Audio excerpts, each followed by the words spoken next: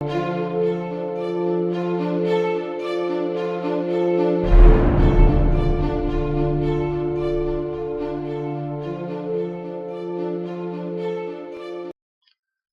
y'all, man, fish.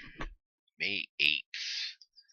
We got Napoleon on the front page of Drudge all day long, all night long, whatever. It's this article here of this new young president of France and his 64-year-old wife, which they insist on making it super, super, super clear that he has a 64-year-old wife because it's trendy. But he won with 66% of the vote against her 33% of the vote. I need not say any more probably about that because it's all throughout this article, as they usually are. A lot on the imagery.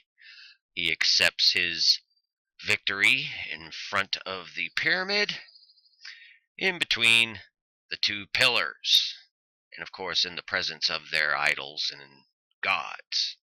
That's what it is. Why do I bring this up? Well, we look at history. Men, I've said it before, for millennia, we've tried to eradicate evil and get peace and safety in the world at the hands of men. Men who, by the way, used very heavily religious tactics to come to power. Hitler depended heavily on making the people believe that he was a, quote, Christian, when in fact he was a Luciferian. Period. End of discussion. Napoleon, he was more or less an atheist. This was like in the Enlightenment period, more or less. And he would just go, and whoever he conquered, he would just pander into their religion. And it's all throughout. Even the lying Wikipedia is tells you all about the religious aspects of what Napoleon did. He'd go, especially with Islam and in Egypt. I mean, Napoleon went right into Egypt, and I mean, he defeated the Knights of Malta. He defeated the Pope. He's the guy who gave the fatal head wound to the Pope. That's no BS. And he went into Egypt, and some of the first things he did once he was secure in there was hunted down the ancient artifacts and stuff. I mean, Napoleon was a pretty amazing guy, actually. But the religious annotations, that's what they used. I mean, the first thing that he did, he brought in science when they discovered the Rosetta Stone. That was like the first thing that they discovered over there. And it just goes on and on and on. You can follow the rabbit trails forever. The Canal of the Pharaohs. I mean, this is all the stuff that they went after.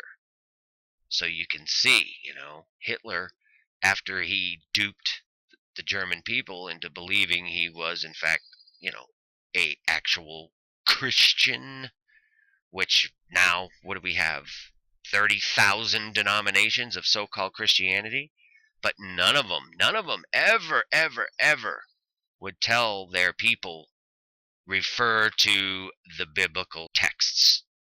Take everything I say to you to the Bible and to the Spirit. None of them said that because they're men. Because they're men and they have the evil in them. They lust for power. And that's what we have now. And it's all there. It's all in front of us. We refuse to see it because it's not affecting us at home. At least, people don't think it is. It's a slow boil, a slow kill. But sometime, real soon, the majority of the world is going to realize that they aren't in Kansas anymore. And they're going to need to know the truth. So that's what we try to do. I always tell people, take it to prayer. Take it to the Bible. Get this program. You will be amazed at how much it helps you when you fully understand this text, the actual history of mankind. The New Testament is, in fact, the truth. When you seek it humbly and with humility, you will find that out. Peace and grace, y'all. Links in the description. Manny Fish. Finally, my brethren, be strong in the Lord, and in the power of his might. Put on the whole armour of God, that ye may be able to stand against the wiles of the devil. For we wrestle not against flesh and blood, but against principalities, against powers, against the rulers of the darkness of this world, against spiritual wickedness in high places. Wherefore take unto you the whole armour of God,